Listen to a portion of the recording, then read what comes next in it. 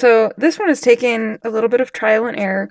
It was originally suggested actually by one of our customers. We were at our very first convention, and a client came up to our table, and we asked him what his favorite part of a habitat was, because he wanted to draw for a setting. And what he said his favorite part of a habitat was the light.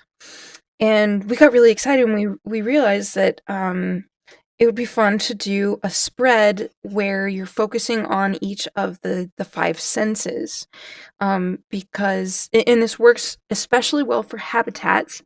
So pay close attention. But this is one of my favorite spreads. So what we have here, you always start with sight, what it looks like. So and for a character, remember he said his favorite part of a setting was what the light was like. So we drew a texture for that. So the texture is what it looks like, specifically what the lighting in the setting looks like. And then from there we go, what does it smell like? Habitats works really well because every habitat has a distinctive smell. Then feel, touch is next, and for that one we look at the characters deck, because every profession, every character has a distinctive type of touch. So characters is right for touch. So you do sight, smell, touch, and then from there you go. What is this? Taste. Elements is for taste because every element has a distinctive taste. And then traits is for sound. And then last but not least, we have the gut instinct, sixth sense. What does it feel like in your heart? So let's see what we've drawn here. For the lighting, we have scarred. Ooh. So the lighting looks scarred. And the focus with this card in particular, scars hint at how something has been spent, the physical manifestations of resilience. So the lighting is scarred. That's interesting. Let's see what it smells like. Okay, we have a shipwreck. It smells like a shipwreck. You could take abstract interpretations of this, but I really like the literal one. Like, it smells like fire and ash. That's fascinating.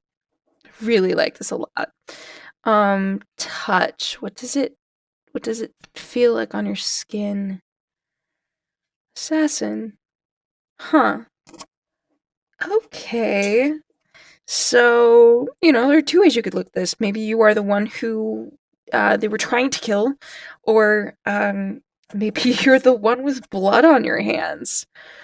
So that's interesting, especially with the concept of like, if you're killing through fire, maybe you don't literally have blood on your hands, but maybe you have ash. Maybe you have soot on your hands, which is really tactile and evocative. But this is what a great opening scene.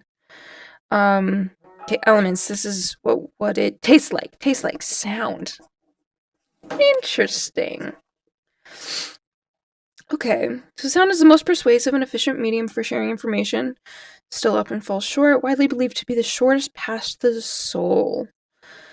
Okay, so what comes to mind for me here, we're looking for a sensation in the mouth. And with sound, the one thing that comes to mind is how, like, sometimes when you have really loud noises, it jars you so badly that you can, like, feel it in your teeth. It's not, like, a pleasant sensation, but it's, like, there's a lot of loud sound, and it just leaves you feeling really shaken. Which I actually really like that. That's not a sensation that I see feeling referenced often, but it's a very startling one and definitely gets deep within a character's psyche. So I like that for taste. And then we have, say, traits. We have sight, smell, touch, taste. This would be sound then. So sound. Oh, interesting. Responsible for the worst thing that's happened recently to everything around it. This absolutely fits with the assassin. For what you have on your hands. You have the ash on your hands. And then the sounds in the area. Oh, come on. it's actively burning. Whatever you've just burned to the ground is actively burning, and people are hurting. So it's interesting though to have it be like, because this kind of touches on two elements. It's not only what it sounds like, but how it feels to hear it.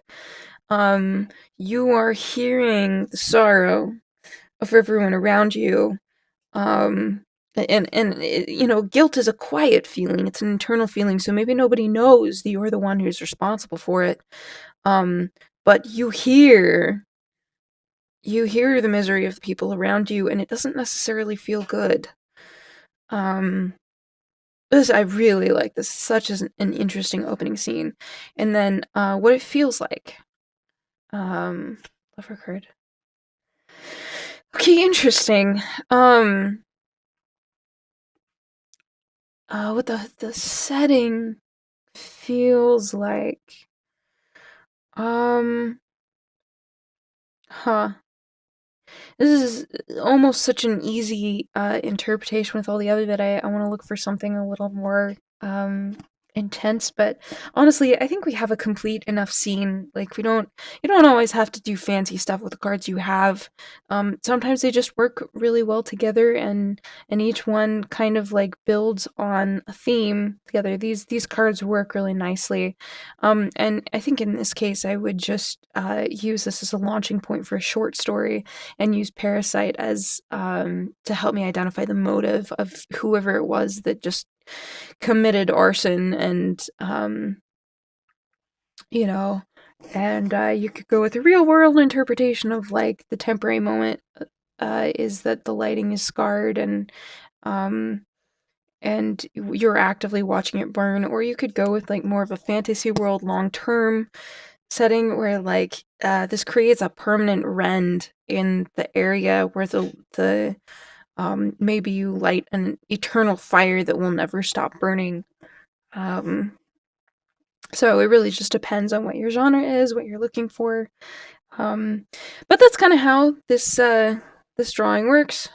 um Again, you have so you draw for sight first, draw textures for sight, and then the next two are habitats for smell, characters for touch, and then the last three are elements for taste, traits for um, gosh, what was this again? Traits for sound, and then relationships for how it feels.